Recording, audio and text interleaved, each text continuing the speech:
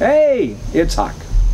It is payday, which kind of brings me to my topic today. And my topic is all about the working poor and income inequality and the upcoming election.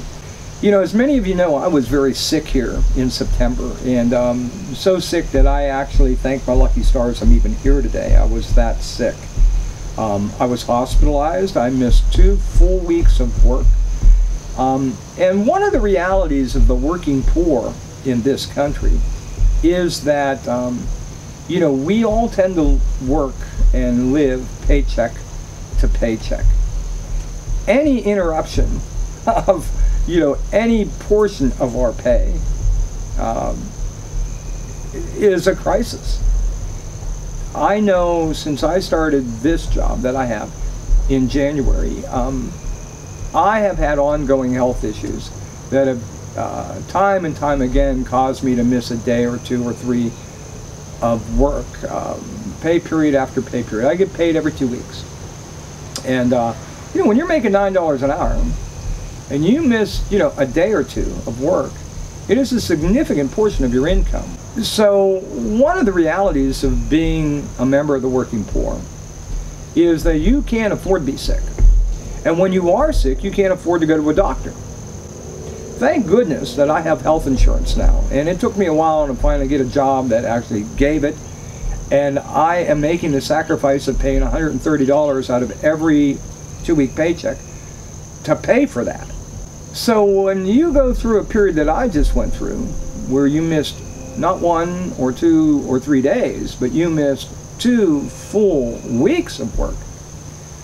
In my case, I missed the 2nd week of a 2-week, you know, pay period. And then I missed the first full week of the next 2-week pay period. So I literally, 2 pays in a row, I got a 1 week rather than a 2-week paycheck. And out of those 1-week paychecks, they took out the $130 worth of health insurance plus all the taxes. So I ended up getting 2 paychecks of about $157 to $200 each. That was my income for the month of September.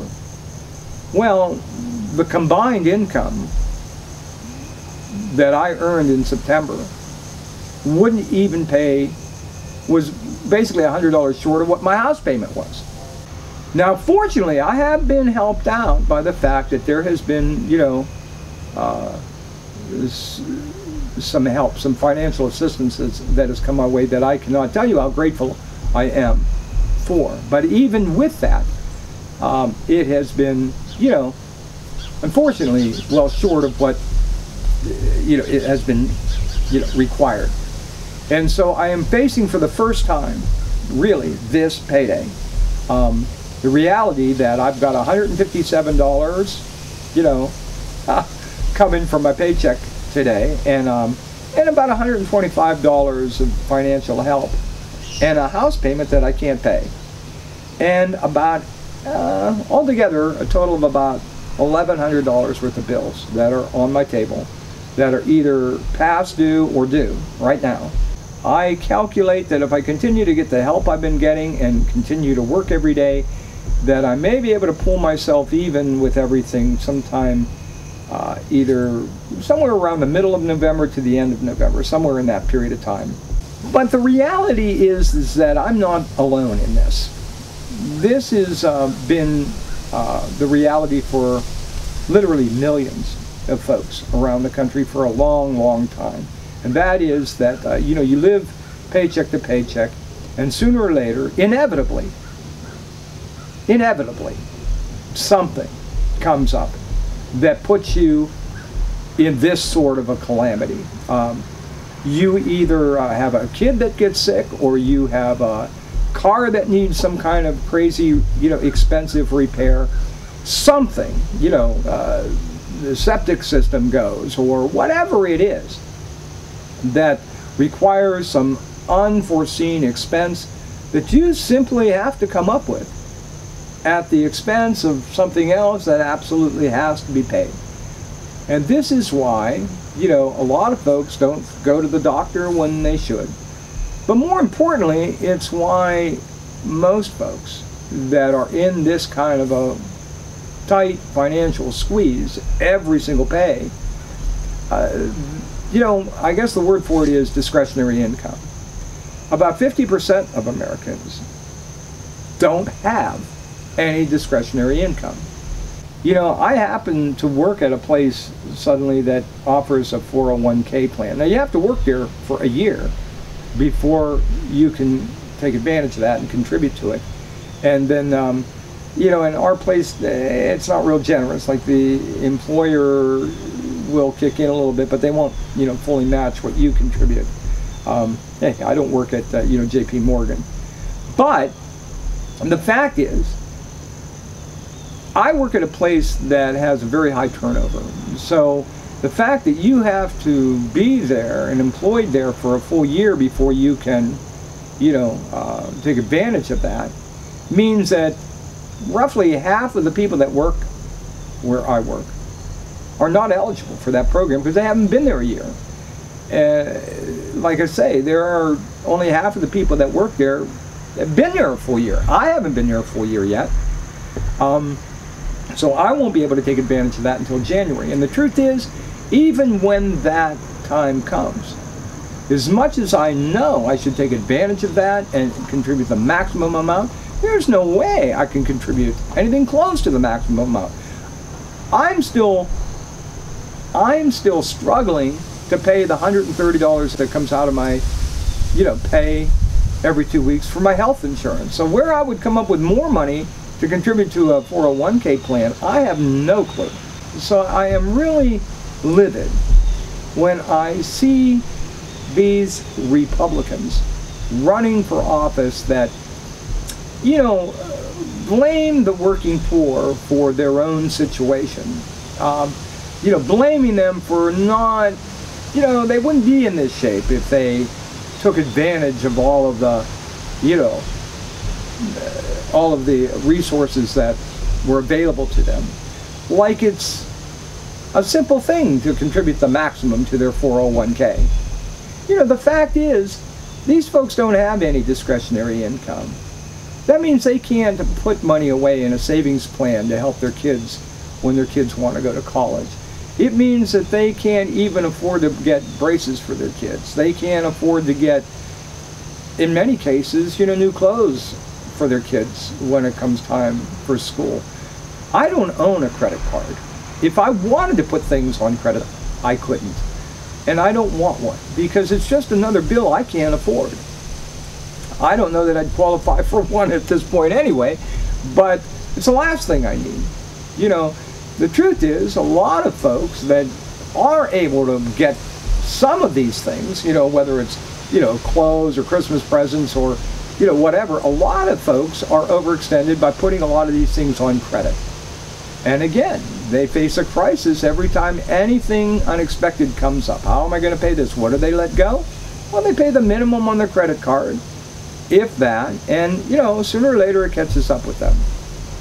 One of the things that I found out in doing some research today was that, you know, I guess 52 million Americans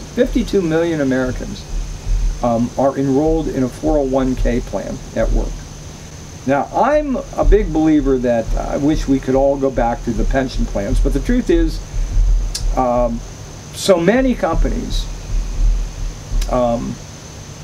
bankrupted those pension plans. I cannot tell you the number of companies that had, you know, very good pension plans for their employees, and then, you know, through no fault of the employees themselves, the companies, you know, went belly up, and the first thing that went were the pension plans. So you very seldom see companies now with pension plans. Now it's all these 401ks. And the fact is, most companies today don't even offer that. There are 52 million Americans apparently enrolled in 401ks around the country, but there are 78 million working Americans that work at a company that offers no retirement plan, and that includes any 401k plan. So there are far more working Americans without that option than there are with the option, or taking advantage of that option. But a bigger fact that came through to me was that, You know, when you look at the folks that are in those 401ks, because this is something that you're going to hear Republicans say in this and every other political season, and that is that, you know, when you talk about income inequality, and you start talking about, you know, corporations should pay more taxes, for instance, and you know, stop burdening, you know, the working poor with such heavy taxes. One of the things you're going to say is, you're going to hear, this is something that Mitt Romney was saying, you know, when he was running for president in 2012, was that, you know, corporations are us. Well, that's not exactly true. You know, they try to say, hey, your 401k is tied up in these companies. You know, as they do well, you do well. Well, really? No, not really. Those 401ks are benefiting largely the top 10%, and not many other people. I found a really amazing statistic, and that statistic shows that the top 1% owns, the top 1% of income earners in America, these are the richest of the rich, they own about 41% of all stocks, bonds, mutual funds in America. The top 10% income earners in America own something like, I think it's like 75, 78% of all stocks, bonds. And the top 50% own 99.5% of all stocks, bonds, and investments in America. That means that the bottom 50%, that's half, own 0.5% of the stocks and bonds and mutual funds available. So I guess, you know, what that tells me is that when Mitt Romney was running for president in 2012, and he was trying to tell people that, hey, we don't want to raise taxes on, you know, on these corporations. Corporations are you. Well, you know what? They're not. If you're among the bottom 50% of wage earners in America, you don't have any piece of that pie. You know, I don't care how well they do, it's not helping you. You don't have any, you know, investment in their success. So I guess what I want to leave you with is this one thought, and that is that as we go to vote here roughly a month from now, you know, I want you to remember that there are a lot of folks just like me out there who are struggling, that live paycheck to paycheck, that every time there's an issue with their health, or every time there's an issue, you know, with their kids' health or their wife's health, or there's an issue with their, you know, the car or whatever it is that interrupts their income stream, it's a crisis. It's a catastrophe. And it is only Democrats that seem to be suggesting that this is fixable. We could do things that will improve the situation for millions of Americans. We could give them health insurance that doesn't cost them an arm and a leg. We can give them jobs that pay a little bit more by raising the minimum wage to a livable wage, or at least something resembling a livable wage. So I guess what the conclusion that I've come to is that, you know, one of the things you hear Republicans say is that, you know, people have to be responsible for themselves. But the truth is, Republicans are the ones that are responsible for putting the working poor in this position. I mean, their policies, the policies that they vote on and advocate, they don't want to see us make more money. They are against raising the minimum wage. They are against expanding Medicaid so that more people get health care coverage. They are against, you know, anything that improves the income situation of folks in the bottom, in the lower, you know, 30 or 40 or 50%. I'm going to leave you with a little 3-minute video clip of Robert Reich. He was the labor secretary under Bill Clinton, and he has served up until just recently as a professor of economics at the University of California, Berkeley. And I think probably better than I've ever seen it put in such a short presentation. Mr. Reich presents a 3-minute video here of showing you ways in which Republican policies keep the working poor basically down. I hope you'll take a minute to view this, because I think it's brilliant, and it puts it much better than I certainly could, and much briefer as well. I want to thank you for watching, and there is some good news here, and that is that for someone who was so sick just a few weeks ago, I am feeling better than I have in a long time. And I don't let things get me down. I keep putting one foot in front of the other. And as long as you have that attitude, and as long as you keep fighting the good fight, there's another day to look forward to. And I look forward to the next time I get to talk with you. Thanks again for watching.